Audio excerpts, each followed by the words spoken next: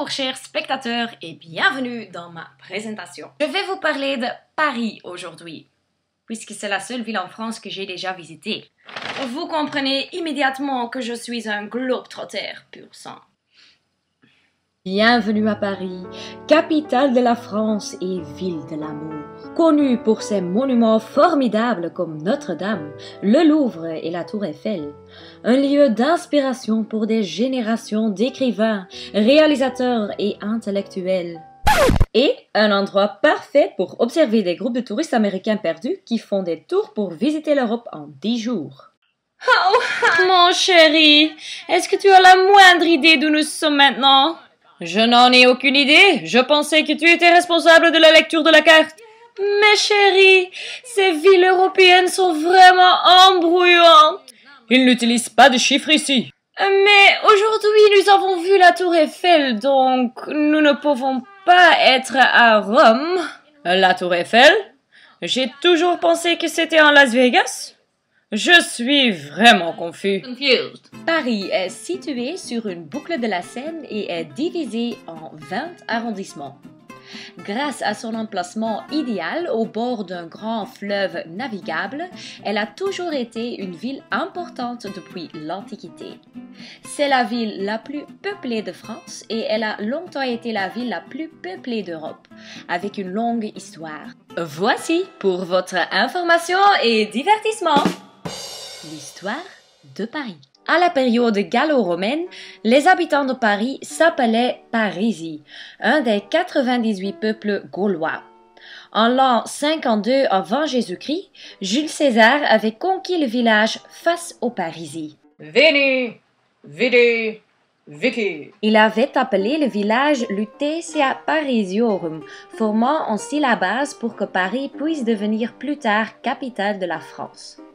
Au Moyen-Âge, Clovis avait conquis la majeure partie de la Gaule et fait de Paris sa capitale. Je déclare qu'à partir de maintenant, Paris sera la capitale de mon empire. En 1163, l'évêque Maurice de Sully a commencé la construction de la cathédrale Notre-Dame, un bâtiment qui a inspiré l'écrivain Victor Hugo des siècles plus tard pour écrire Notre-Dame de Paris.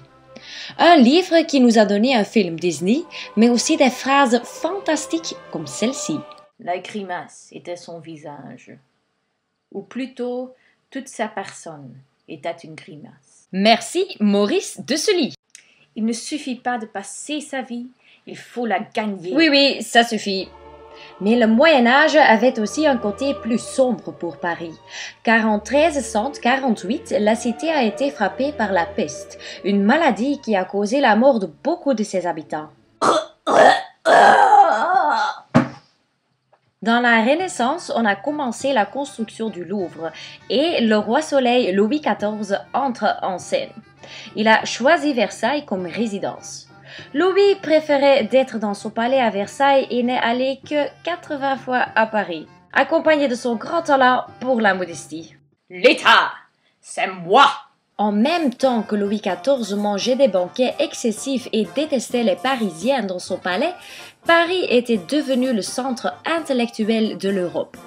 C'est la période des salons littéraires et des idées révolutionnaires qui fonderont la base pour la Révolution française. Liberté, égalité, fraternité. Sortie de Louis XIV, entrée des nouvelles idéales quand les révolutionnaires prennent la Bastille en 1789.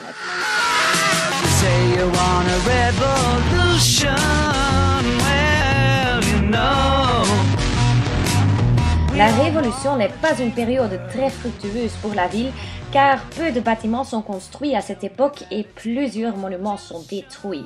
Mais l'année 1804, entrée de Napoléon Bonaparte. Il avait pris le pouvoir 5 ans plus tôt et avait été sacré empereur par le pape à Notre-Dame. Paris avait de nouveau un empereur qu'il avait choisi comme capitale et qui ne souffrait pas non plus de modestie. Les hommes de génie sont des météores destinés à brûler pour éclairer leur siècle. Maintenant, à grande vitesse jusqu'au temps présent. À la fin du 19e siècle, la Tour Eiffel a été construite pour l'exposition universelle. Pendant la Première Guerre mondiale, Paris n'a pas été prise, mais au cours de la Seconde Guerre mondiale, la ville a été conquise par les Allemands. J'espère que vous avez trouvé cette vidéo intéressante. Avant de vous quitter, je veux d'abord remercier mes deux sources principales d'inspiration. Ma sœur fantastique et du thé. Merci pour votre attention et au revoir.